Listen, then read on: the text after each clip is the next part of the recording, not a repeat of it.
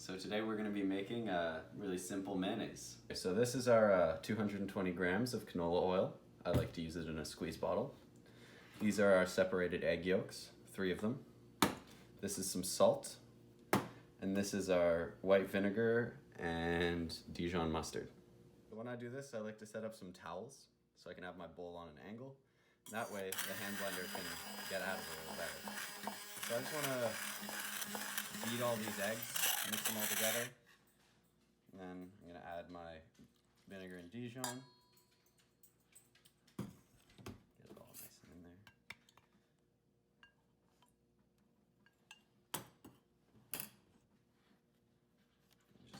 Just mix it super well.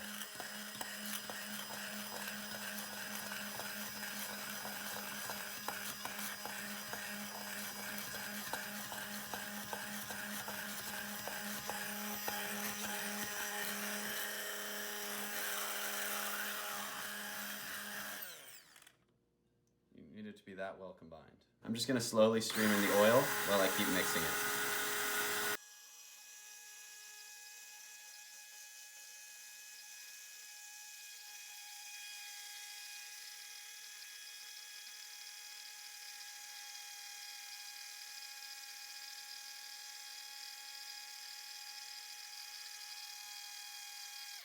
Perfect. So you see here, it's starting to get a little thicker.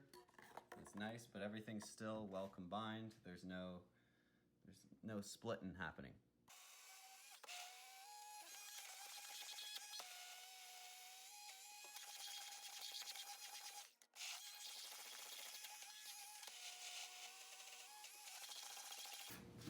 Okay, so here's our finished mayonnaise.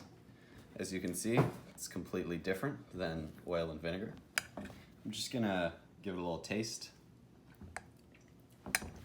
Add a little more salt. And there you go, mayo.